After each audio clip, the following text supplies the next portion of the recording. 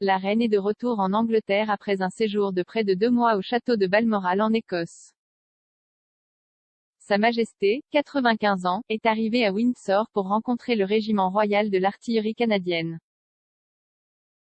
La réunion marque 150 ans depuis la fondation du régiment. La reine est capitaine générale du régiment depuis 1953. Au cours de son existence, le régiment a participé à la guerre des Boers, à la fois aux guerres mondiales et à la guerre en Afghanistan.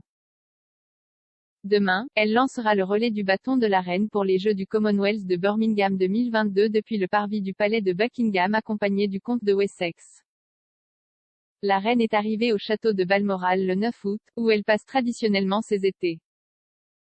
Là, elle a été reçue par le Lord-lieutenant de Aberdeenshire, Alexander Manson, avant d'inspecter la garde royale. Au cours de son existence, le régiment a participé à la guerre des Boers, à la fois aux guerres mondiales et à la guerre en Afghanistan.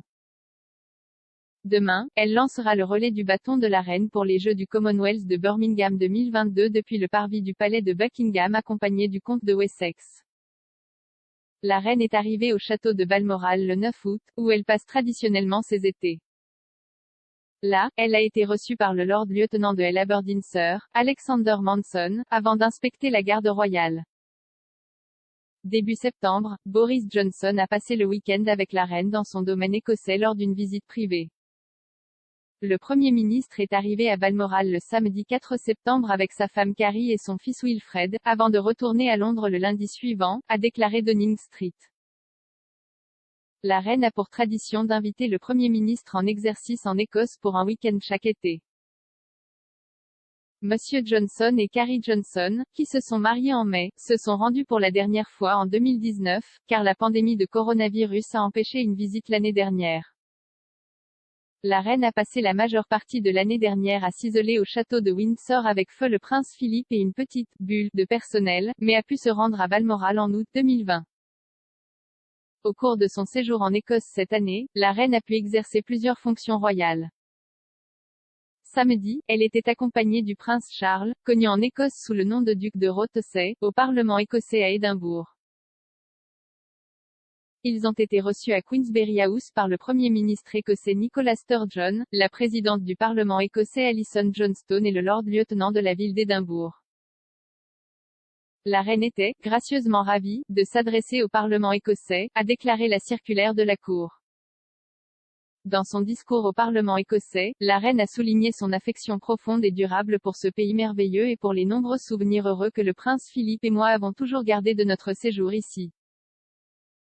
On dit souvent que ce sont les gens qui font un endroit, et il y a peu d'endroits où cela est plus vrai qu'en Écosse, comme nous l'avons vu ces derniers temps, a déclaré Sa Majesté.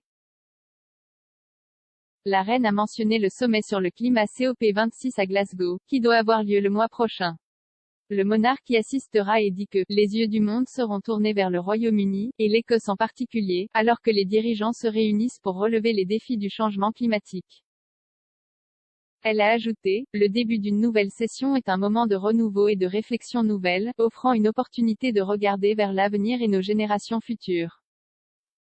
Madame Sturgeon a déclaré plus tôt cette année qu'il y avait un débat à avoir sur l'avenir à plus long terme de la monarchie, alors que le leader nationaliste écossais poussait pour un deuxième référendum sur l'indépendance de l'Écosse vis-à-vis du Royaume-Uni. Avant le référendum de 2014, le gouvernement écossais a déclaré que le vote sur l'indépendance était une opportunité unique par génération, une affirmation que Boris Johnson avait l'habitude de refuser d'en accorder une autre. Pendant son séjour à Édimbourg, la reine a également assisté à une réception pour des personnes de toute l'Écosse qui avaient été reconnues pour leur contribution à leur communauté pendant la pandémie.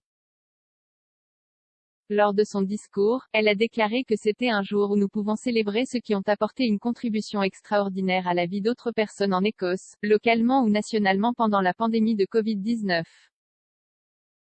La reine a ajouté, « Nous connaissons toutes les circonstances difficiles que de nombreuses personnes ont rencontrées au cours des 18 derniers mois.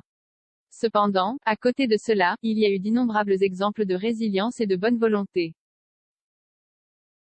Elle a ajouté, « Le prince William m'a raconté de nombreuses histoires encourageantes qu'il a entendues de première main de personnes et de communautés à travers l'Écosse s'unissant pour protéger et prendre soin de ceux qui sont isolés ou vulnérables.